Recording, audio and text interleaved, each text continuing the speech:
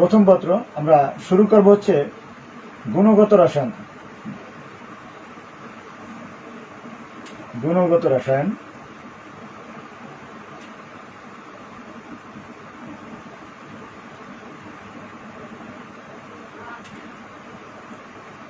আচ্ছা, গুণগত রসায়নে আমরা প্রথমেই যেটা শিখবো আজকে হচ্ছে শিখনফল।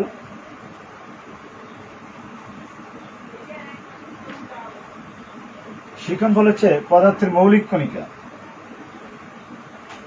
পদার্থের মৌলিক কণিকা।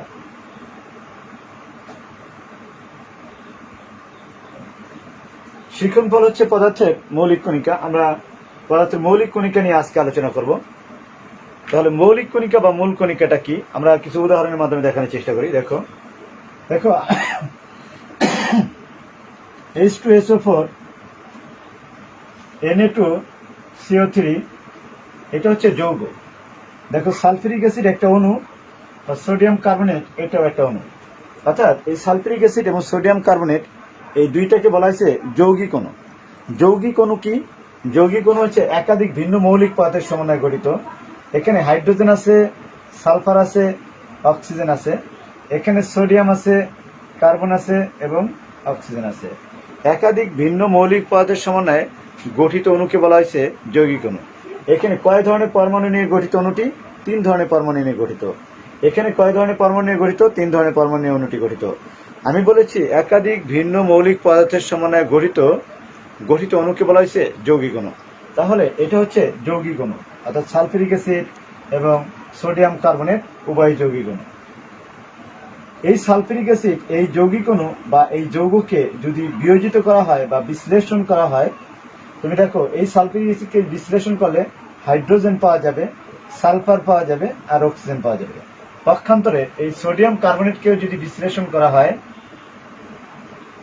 সোডিয়াম কার্বনেটকে বিশ্লেষণ করলে সোডিয়াম পাবো, কার্বন পাবো আর অক্সিজেন পাবো। তাহলে আমি লক্ষ্য করলাম একটা অণুকে, এই যে সোডিয়াম কার্বনেট অণুকে ভাঙলে পরমাণু পাওয়া যায়। সোডিয়াম কার্বনেট এই অণুটাকে যদি বিয়োজিত করি বা ভাঙি তাহলে কি পাওয়া যাবে? সোডিয়াম পরমাণু, কার্বন পরমাণু, অক্সিজেন পরমাণু। সালফিউরিক অ্যাসিডকে যদি ভাঙি তাহলে কি পাওয়া যাবে? হাইড্রোজেন, সালফার এবং অক্সিজেন পরমাণু। তাহলে আমরা বলতেই পারি যে অণু গঠিত হয় পরমাণু দ্বারা। মনে রাখতে হবে প্রত্যেকটা পদার্থই কিছু না কিছু দ্বারা গঠিত হয়। তুমি যাই তৈরি করো কিছু না কিছু দ্বারা তোমাকে তৈরি করতে হবে। তাহলে আমরা বলবো অণু বা যৌগিক পদার্থ গঠিত হয় পরমাণু দ্বারা। আচ্ছা, তাহলে পরমাণু কি দ্বারা গঠিত? আমরা জানি পরমাণু কোনো কিছু দ্বারা গঠিত, সেটা হলো কি? ইলেকট্রন, প্রোটন এবং নিউট্রন। প্রত্যেক পরমাণুকে যদি বিয়োজিত করা হয় বা ভাঙা হয় তাহলে কি? ইলেকট্রন, প্রোটন, নিউট্রন পাওয়া যাবে। যে কোনো পরমাণুকে তুমি যদি ভাঙো তাহলে কি? ইলেকট্রন, প্রোটন এবং নিউট্রন পাওয়া যাবে। তাহলে আমরা সাধারণত বলি অণু গঠিত হয় পরমাণু দ্বারা, একাধিক পরমাণু দ্বারা, আর পরমাণু গঠিত হয় ইলেকট্রন, প্রোটন, নিউট্রন দ্বারা। তবে যা দ্বারা পরমাণু গঠিত হয় তাই মূল কণিকা। যা দ্বারা পরমাণু গঠিত হয়, অর্থাৎ যে সকল ক্ষুদ্র কণিকা দ্বারা পরমাণু গঠিত হয় তাকে কি বলা হয়? মূল কণিকা বলে। তাহলে আমরা মূল কণিকার সংজ্ঞাটা লিখে দেই।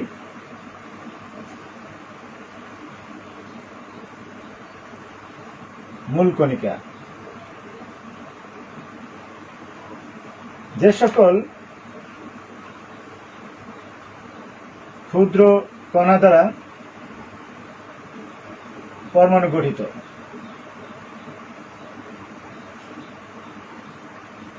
পরমাণু গঠিত হয়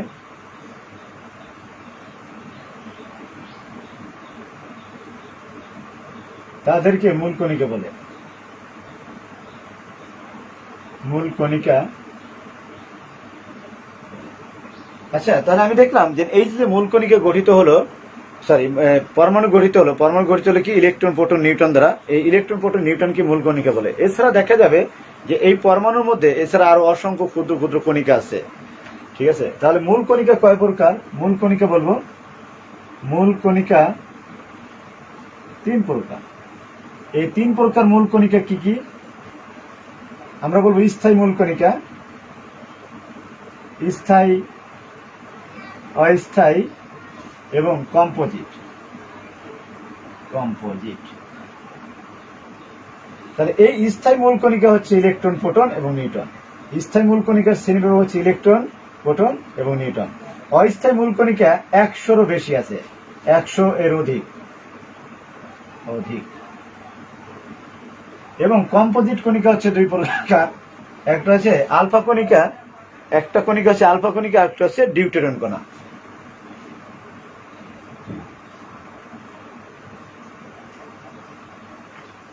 ডিউটেরন কণা। তাহলে এই যে অস্থায়ী মূল কণিকা 100-এর অধিক যদি হয়, আমি এবার যদি তোমাকে এখান থেকে এমসিকিউ ছুড়ে দেই, আমি যদি বলি কোনটি স্থায়ী মূল কণিকা এমসিকিউতে, তাহলে আমরা জানলাম স্থায়ী মূল কণিকা হচ্ছে ইলেকট্রন, প্রোটন এবং নিউট্রন। আমি যদি বলি কোনটি অস্থায়ী মূল কণিকা, মনে করো ইলেকট্রন, প্রোটন, নিউট্রনও নাই, আর আলফা কণিকা এবং ডিউটেরন কণা, আলফা কণিকা এবং ডিউটেরন কণা এটাও নাই, তাহলে এই যে যদি না থাকে, তাহলে আমরা বলবো বাকি যে কণিকাগুলো আছে সেগুলি হচ্ছে অস্থায়ী মূল কণিকা। যেমন অস্থায়ী মূল কণিকার আমরা কিছু উদাহরণ দিই, যেমন positron, meson, pion, antineutrino, neutrino, অনেক কণিকা আছে, এগুলো আমার খুব বেশি জানার প্রয়োজন নাই, ঠিক আছে। তাহলে আমরা পদার্থের মূল কণিকা নিয়ে আলোচনা করলাম। আচ্ছা, এবার বলবো এই যে স্থায়ী মূল কণিকা, এই স্থায়ী মূল কণিকা বললাম ইলেকট্রন, প্রোটন এবং নিউট্রন। আমরা এবার এই ইলেকট্রন, প্রোটন, নিউট্রন সম্পর্কে আলোচনা করব। পরমাণুর স্থায়ী মূল কণিকা সময়ের মধ্যে, মূল কণিকার মধ্যে সবচেয়ে ক্ষুদ্র হলো ইলেকট্রন। তাহলে আমরা এবার ইলেকট্রন নিয়ে আলোচনা করি। ইলেকট্রন,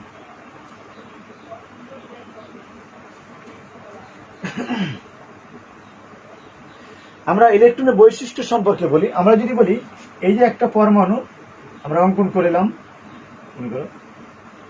নিউক্লিয়াস এবং কক্ষপথ, মনে রাখতে হবে ইলেকট্রন থাকে কোথায়? কক্ষপথে। আর কেন্দ্রে থাকে প্রোটন এবং নিউট্রন। কেন্দ্রে থাকে প্রোটন এবং নিউট্রন এবং ইলেকট্রন থাকে কক্ষপথে। তাহলে আমরা 1 নম্বরে বলতে পারি অবস্থান। অবস্থান যদি বলি তাহলে আমরা বলবো ইলেকট্রনের অবস্থান কোথায়? কক্ষপথে। 2 নম্বর হচ্ছে আমরা জানি ভর। ইলেকট্রনের একটা ভর আছে, যত ক্ষুদ্র কণিকাই হোক না কেন তার একটা অবশ্যই ভর থাকবে। এর ভরটা হচ্ছে 9.11 ইন্টু 10⁻⁻28 গ্রাম অথবা 9.11 ইন্টু 10⁻31 কেজি। আচ্ছা, 3 নম্বর হচ্ছে ইলেকট্রনের চার্জ। চার্জ কে আবিষ্কার করে? ইলেকট্রনের চার্জটা কত?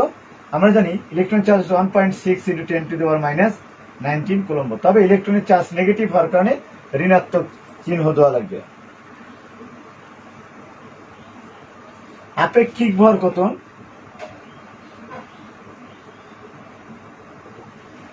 তুমি ধরে নাও একটা প্রোটন থাকে কেন্দ্র বা নিউক্লিয়াসে। এই প্রোটনের ভর যদি তোমার ধরো 1840 গ্রাম হয়, একটা প্রোটনের ভর যদি 1840 গ্রাম হয়, তাহলে একটি ইলেকট্রনের ভর হবে 1 গ্রাম। প্রোটনের ভর যদি 1840 গ্রাম হয়, তাহলে ইলেকট্রনের ভর কত হবে? 1 গ্রাম। তাহলে আমরা বলতে পারি ইলেকট্রনের ভর প্রোটনের ভরের 1840 ভাগের 1 ভাগ, 1840 ভাগের 1 অংশ। আপেক্ষিক ভর হচ্ছে প্রোটনের ভরের 1/1840 অংশ। আমরা ইলেকট্রনের চার্জের আরো কিছু একক আছে। আমরা যদি বলি -1.6 ইন্টু 10⁻20 EMU। আরো একক আছে -4.8 ইন্টু। আচ্ছা, এই দুইটা একক আপাতত জানো, আমরা যখন সামনের দিকে অগ্রসর হব তখন আমরা বলে দেবো। আরেকটা মান আছে হলো -4.8 ইন্টু 10⁻10 ESU। আচ্ছা, ইলেকট্রনের আবিষ্কারক কে বলতো? ইলেকট্রন আবিষ্কারক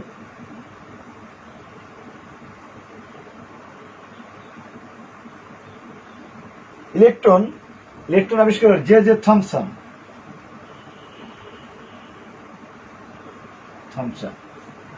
ঠিক আছে, আমরা বলবো ইলেকট্রনের প্রতীক হচ্ছে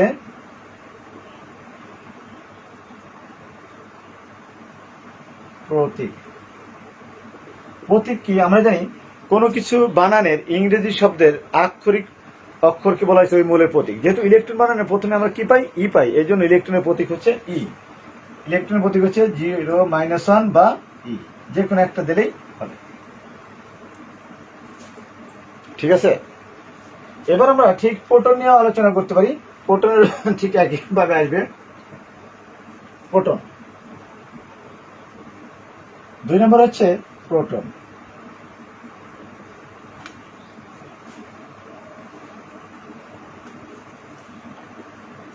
আচ্ছা, প্রোটন কাকে বলে? প্রোটন হচ্ছে, আমরা জানি প্রোটনটা হচ্ছে ধনাত্মক চার্জযুক্ত হাইড্রোজেন পরমাণু হতে একটি ইলেকট্রন অপসারিত হলে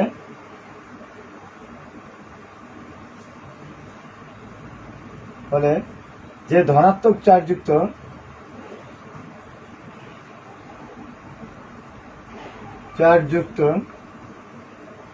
আয়ন সৃষ্টি হয়।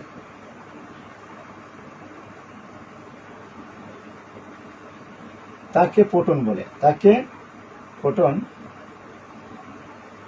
বা H+ আয়ন বলে। আচ্ছা, প্রোটনটা আসলে কি? তাহলে হাইড্রোজেন পরমাণু থেকে যদি একটি ইলেকট্রন অপসারণ করি তাহলে আমার হাইড্রোজেন আয়ন উৎপন্ন হবে। ঠিক আছে, হাইড্রোজেন পরমাণুর কক্ষপথে থাকে একটি ইলেকট্রন। এখানে তুমি দেখো হাইড্রোজেন পরমাণুতে প্রোটন আছে একটা এবং ইলেকট্রন আছে একটা, নিউট্রন কিন্তু নাই, নিউট্রন শূন্য। হাইড্রোজেন পরমাণুতে একটি প্রোটন একটি ইলেকট্রন আছে, নিউট্রন নাই। কিন্তু এই একটি ইলেকট্রন সে যদি বিচ্যুত হয়ে যায়, একটি ইলেকট্রন সে যদি চলে যায়, তাহলে কি থাকে? প্রোটন থাকে, শুধুমাত্র প্রোটন থাকে। এই যে এটা আছে, এখানে কিন্তু কোনো ইলেকট্রন নাই, ইলেকট্রনও নাই, নিউট্রন নাই, শুধু কি আছে? প্রোটন আছে। এই জন্য হাইড্রোজেন আয়নকে আমরা প্রোটন বলে থাকি।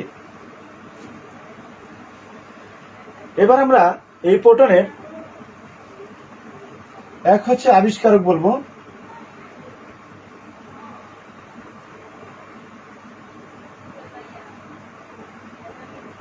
রাদারফোর্ড।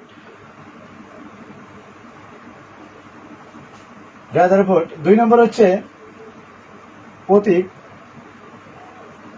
প্রতীক হচ্ছে পি। ঠিক আছে, প্রোটনের প্রতীকটা কি? পি। কারণ প্রোটন বানানের ইংরেজি শব্দের আক্ষরিক অক্ষর আসে পি, এই জন্য প্রোটনের প্রতীক হচ্ছে পি। 3 নম্বর হচ্ছে প্রকৃত ভর। প্রকৃত ভরটা কত? প্রোটনের প্রকৃত ভর হচ্ছে 1.67 × 10⁻24 গ্রাম।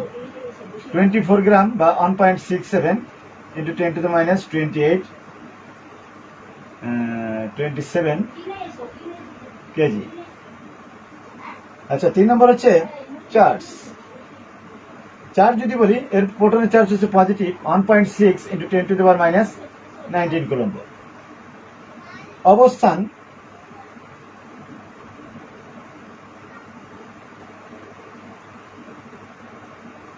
অবস্থান হলো কোথায়? নিউক্লিয়াসে বা কেন্দ্রে। আমরা 6 নম্বর বলবো আপেক্ষিক ভর। অনেক। ঠিক আছে, আমরা আপেক্ষিক ভর বললাম কত? অনেক। আমরা এই তথ্যগুলো জানতে হবে, কারণ এখান থেকে এমসিকিউ হতে পারে, কিন্তু তারপরও যদি নাও হয়, তারপরে এই তথ্যগুলো জানতে হবে। আমরা এই তথ্যগুলো অবশ্য শিক্ষার্থীরা নবম দশম শ্রেণীতে শিখে আসছে, কিন্তু ইন্টারমিডিয়েট সিলেবাসে শুরুতে এটা দেওয়া আছে। এবার নিউটন নিয়ে আমরা আলোচনা করব। নিউটন 3 নম্বর হচ্ছে নিউটন হচ্ছে নিউটনের 0-1 নিউটন। তাহলে আমরা বলবো নিউটনের সব ঠিক থাকবে। আমরা এখানে রাদারফোর্ড,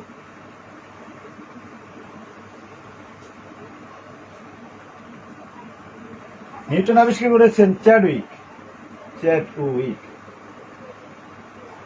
আমরা কে কোনটা আবিষ্কার করেছে সেটা একটা সূত্র লিখে দেবো যাতে সহজে মনে থাকে। আচ্ছা, এর প্রতীক হচ্ছে এন, কারণ আমরা জানি নিউটনকে বানানে ইংলিশ শব্দের প্রথম অক্ষর হচ্ছে এন। নিউটনের প্রকৃত ভর ঠিক এটার মতোই সেম, কিন্তু এখানে একটা 5 দিয়ে দিতে হবে, এখানে 5 দিলেই হয়ে যাবে। ঠিক আছে, নিউটনের চার্জ নাই, আধানবিহীন। এর অবস্থান কেন্দ্রে আপেক্ষিক ভর কত 1 একক। হয়ে গেল নিউটন সম্পর্কে আমার বর্ণনা। তাহলে আমরা আজকে পদার্থের মৌলিক কণিকা বা মূল কণিকা নিয়ে আলোচনা করলাম, তাও স্থায়ী মূল কণিকা। স্থায়ী মূল কণিকা কয়টা? ইলেকট্রন, প্রোটন এবং নিউট্রন। আচ্ছা, এবার হচ্ছে আমরা এই কোন কণিকা কোন বিজ্ঞানী আবিষ্কার করেছে এটা আমরা একটু সহজে মনে রাখার কৌশল বলে দেই। আমরা বলবো ইট নিচে পড়ে। ইট নিচে পড়ে। দেখো, ইতে ইলেকট্রন, ইতে হচ্ছে থমসন, এটা হচ্ছে আবিষ্কারক, এটা হচ্ছে মৌল, এটা হচ্ছে আবিষ্কারক, এটা হচ্ছে ক্ষুদ্র কণিকা, আর এটা হচ্ছে আবিষ্কারক। নতে কি? নিউটন। চতে চ্যাডউইক। পথে কি? প্রোটন।